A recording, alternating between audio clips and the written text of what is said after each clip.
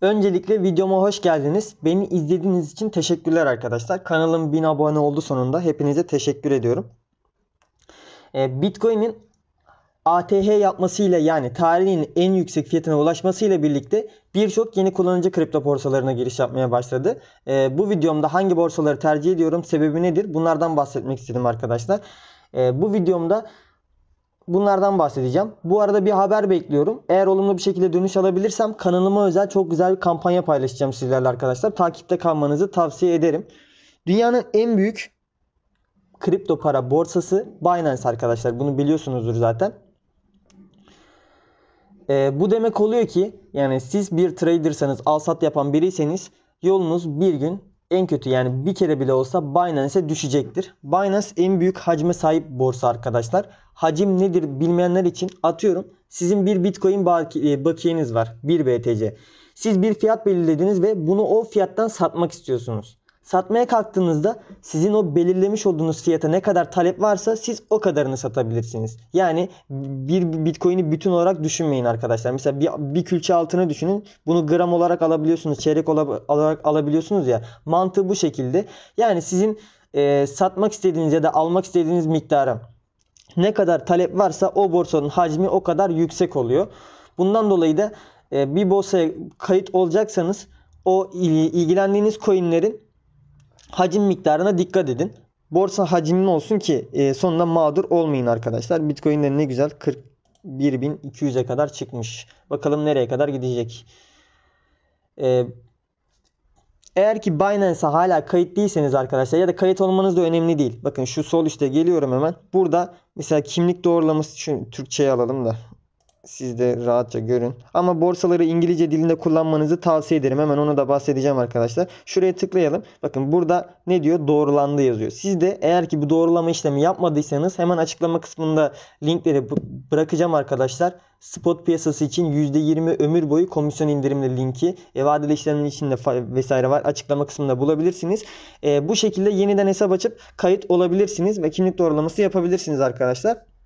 Kesinlikle tavsiye ederim bunu. Niye İngilizce kullanmamız gerekiyor? Hemen ondan da bahsedeyim. Çünkü bakın şuralara bir bakalım. Bakın burada kampanyalardan şeylerden bahsediyor arkadaşlar. Ama bakın en başta ne var? TRX davet vesaire vesaire var. Burada çok fazla bir şey yok. Ama hemen dili İngilizceye alalım. Gel bakayım buraya. İngilizce. İngilizceyi aldığımda arkadaşlar bakın birçok şey çıkıyor. Birçok kampanya çıkıyor buradan. Herhangi birine tıklayıp girdiğinizde Google çeviriniz varsa şöyle üzerine tıklayıp bu klavyeyle olmuyor. Mesela şöyle basılı tutarak hemen yapayım şöyle. Şuradan çevir dediğimde zaten bu bana çeviri sağlayacaktır. Bu şekilde kullanmanızı ben tavsiye ederim. İngilizce daha doğru oluyor. Çünkü uygulama İngilizceye özel yapılıyor. Sonradan dile çevriliyor. Uygulamaları İngilizce kullanmanızı tavsiye ederim. Daha yararlı. Zaten böyle ağam şahım bir bilgi gerektirmiyor. Kanalımda takıldığınız her şeyin muhtemelen videosu mevcuttur arkadaşlar. Yeni başlayan biriyseniz.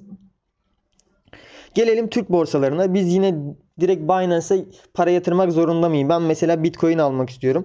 Sadece bunun için de Binance'a girmek zorunda mıyım? Evet, değilsiniz. Bakın şu anda hesaba giriş yaptım. Bakalım hemen kolay al sat değil. Piyasa kısmına gelelim hemen. Buradan mesela Bitcoin TL bazında almak istiyorum. Türk lirası yüklüyorum ya. Buradan ben emir verebilirim arkadaşlar. Muhtemelen verdiğim emir çok büyük miktarda girmeyeceksem, böyle ortalama bir miktarda gireceksem hacmi yeterli gelecektir. Al sat yapabileceğizdir. Ama burada yapabileceklerimiz sınırlı arkadaşlar. Türk borsalarında çok fazla seçenek mevcut değil. Mesela BTC Türkiye girelim. Şuradan parmak izimi de okutayım. Tamam. Mesela burada yapabileceklerimiz çok fazla seçeneğimiz yok yani. Çok fazla seçenek sunmuyorlar bize. Ama arkadaşlar Binance'te bakın Futures bölümünde sadece 4 tane seçenek var. Ondan sonra Trades bölüm burada spot, margin, fiyat işlemleri vesaire var. Margin zaten margin demişim. Binance zaten dünyanın en büyük borsası. Bu borsaya kesinlikle kayıt olmanız gerekiyor zaten bence. Ama önemli olan şu, kendinizi nerede güvende hissediyorsanız o borsada işlem yapın arkadaşlar. Borsalara direkt kayıt olup da kimlik doğrulaması yapmak zorunda değilsiniz. İlk başta girin, bir bakın, göz gezdirin. Ondan sonra videolara bakın vesaire. Kafanıza yatan yere girin. Kendinizi orada güvende hissetmeniz önemli arkadaşlar. Ben mesela kendimi Binance'te güvende hissediyorum. Tüm işlemlerimi neredeyse Binance'te yapıyorum. Ama mesela para yatırma çekme işlemleri, şurada çek kısmına geldim. Bakın burada havale EFT diyor. Devam diyorum. Çünkü papara kullandığında komisyon oluyor. Banka benden 1 lira bile komisyon aldığında ben hiç hoşuma gitmiyor arkadaşlar. Onun için havale yöntemlerini tercih ediyorum. Ve bu çok hızlı bir şekilde gerçekleşebiliyor Binance'e. Binance TR kullanıyorum ondan dolayı. Önceden Paribu kullanıyordum. Binance TR çıktıktan beri sadece Binance TR kullanıyorum. Benim için önemli olan 2 banka var. Size göre değişebilir. Denizbank ve Ziraat Bankası. Ziraat Bankası Binance TR'de mevcut. Onun için orayı kullanıyorum. 5 dakikada komisyonsuz neredeyse aktarım yapabiliyorum. Mesela diyelim ki siz bu neresi burası? BTC Türk. Buraya para yatıracaksınız. Yatır kısmına geldiniz. Devam ete bastınız. Buradan havale EFT. Buradan yazıyorsunuz falan. Bunlar gerçekleşiyor arkadaşlar. Normal havale şeyi. Havale işte EFT falan. Bunları zaten biliyorsunuzdur. Önemli olan başka bankaya nasıl bakiye yüklemek. Arkadaşlar 2 seçenek var. Yatır, çek. Bu yatır ne demek biliyor musunuz? Bu bulunduğunuz siteye para yatırmak demek. Çek de demek bulunduğunuz siteden para çekmek demek. Hemen bakın. Mesela Paribu'ya girelim. Burada da aynı şekilde. Mesela cüzdan kısmına tıkladım. Bakın burada taraftar tokenları yine gelmiş. Mesela diyelim ki Tether. Ben buraya yatır dersem benim buraya yatırmak için kodumu verecek. Diğer siteden çekme seyrine gireceğim. Yapacağım. Ben canlı işlem olarak yapacağım. Mesela OKEX'e girelim. Şeylerini göstermeye çalışıyorum arkadaşlar. Mantıkların yani. Bakın OKEX biraz daha böyle Türk sitelerine göre daha karışık geldi değil mi? Hemen böyle yapalım. Daha büyük bir site çünkü arkadaşlar bu. OKEX Türk sitelerinden çok daha büyük bir site. Ama en büyüğü de Binance zaten. Ben Binance'ı çok seviyorum. Binance severek kullanıyorum. Ama sürekli tek bir borsa kullanmak zorunda değilsiniz. Çünkü kampanyalar oluyor arkadaşlar. Özellikle ben kanalımda paylaşıyorum. OKEX'in kampanyalarını paylaştım. 55 dolar nakit çekilebilir kampanya. Bu bakiyeler bonus değil arkadaşlar. Yani siz bunu kazandıktan sonra nakit olarak çekebiliyorsunuz. Ben de kendim bizzat deneyip güvenmediğim hiçbir şeyi sizinle paylaşmadım bu zamana kadar. Bundan sonra da paylaşmayacağım arkadaşlar. Gelecekte benim de böyle kendi kanalıma özel kampanyalarım olacak. Bunun için takipte kalabilirsiniz. Tavsiye ederim arkadaşlar. Ben kendim kampanyalarda size canlı işlem olarak gösteriyorum zaten yapmayı bilmeyenler için, yeni başlayanlar için. Ama kampanyalar gerçekten çok kolay bir şekilde kazandırıyor. Çok fazla mesela 50 dolarlık bir kampanyamız vardı. 55 dolar ödül veriyordu. 50 dolar yükleyip işlem yapmamız gerekiyordu. Sadece 1,5 dolar kayıpla maksimum, o da illa kaybetmek zorunda değilsiniz. Ama ben canlı işlem olarak da gösterdim. En hızlı yoldan sadece 1,5 dolar kayıpla 55 dolar kazandım. Bunu da çektim arkadaşlar. Bunu canlı olarak paylaştım sizlere. Kanalımdaki videolara bakabilirsiniz. Kendim güvenmediğim hiçbir şeyi sizinle paylaşmıyorum. Yakında OKEX'te bir kampanyam gelebilir. Ben sitelere bakiye aktarmasını göstermek istiyorum size. Mesela Binance TR'ye girmeyeceğim şimdi. Bir daha ona giriş işlemleriyle uğraşmayalım. İşte Binance'te size 130 dolarlık bir bakiye ayırdım. Hemen spot bölümünde. Şunun mantığından bahsedeyim arkadaşlar. Mesela transfer ediyorum ben. Buradan USD Futures'a aktarıyorum şimdi bunu. Aktardım.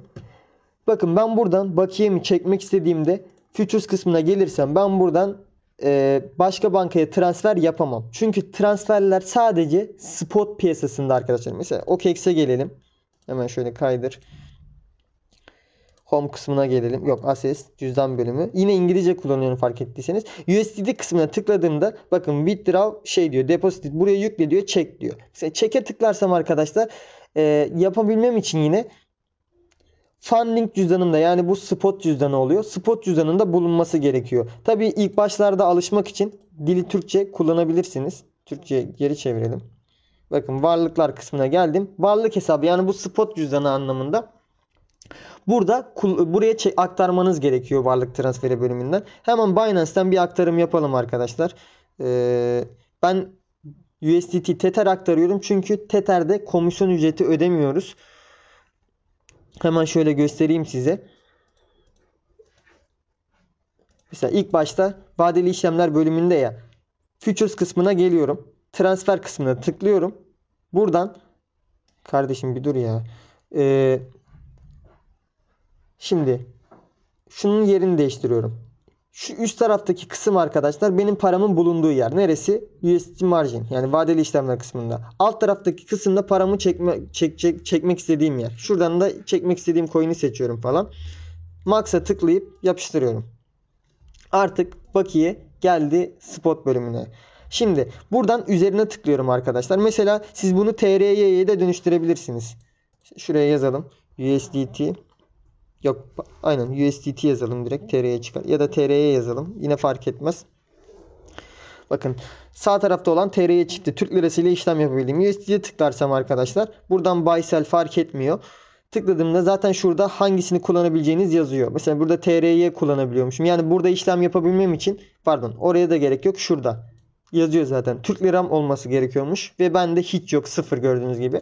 Ama satarsam Türk lirasına çevirecek. Sell kısmına geldiğimde de burada işlem yapabilmek için de dolarım yani teterim olması gerekiyormuş.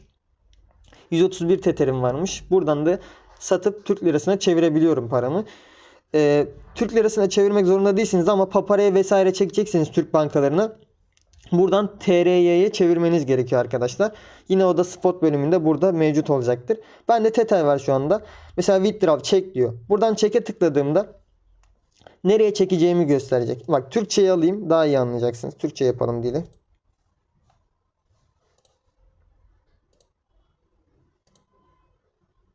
Cüzdan kısmına gel.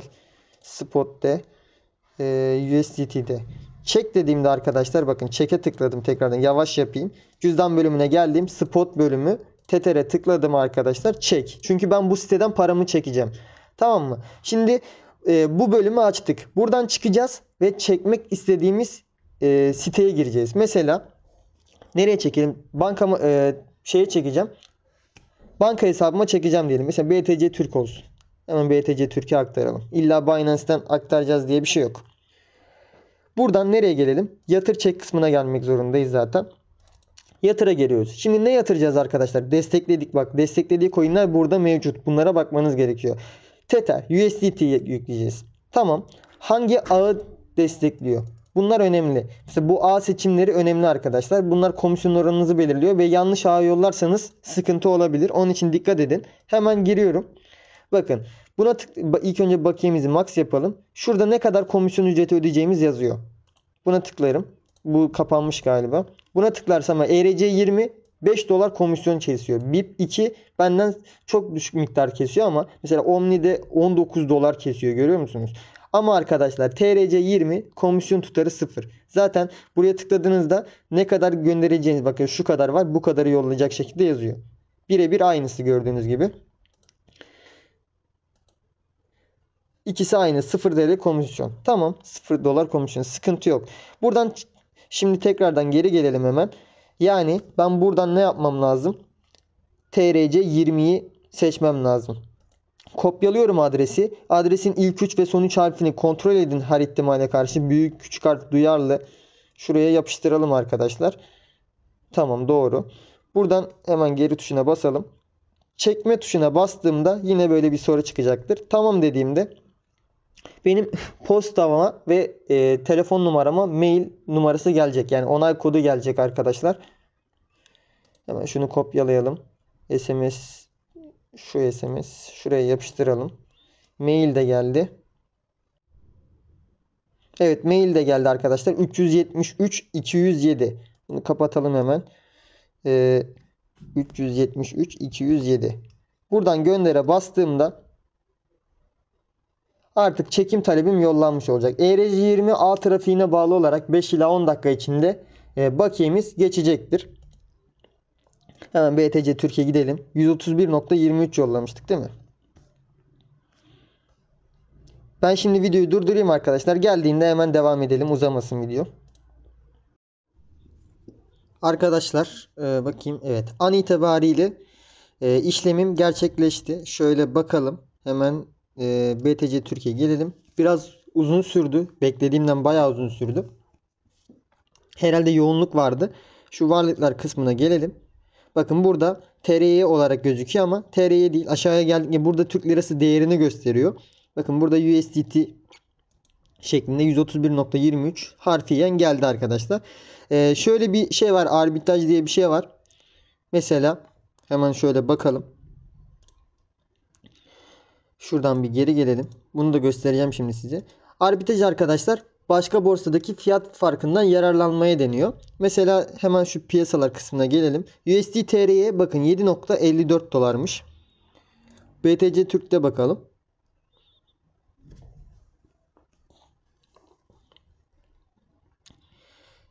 TR'ye USDT. Nereden bakacağız? Şuradan TR'ye tıklayacağız tabii ki.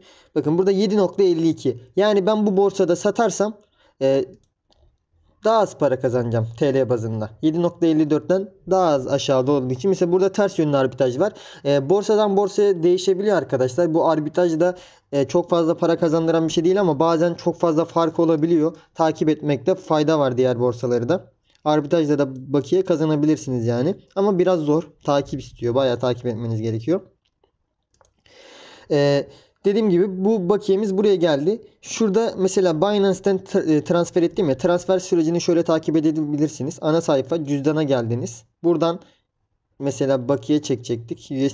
Şimdi Tether bakiyem olmadığı için arkadaşlar en üstteydi. En altta indi. U'yu bulmam lazım. Buldum geçti. USDT aynen şurada. Tıklıyoruz buradan. Mesela çekme kısmına tıkladım. Hemen şu sağ üstte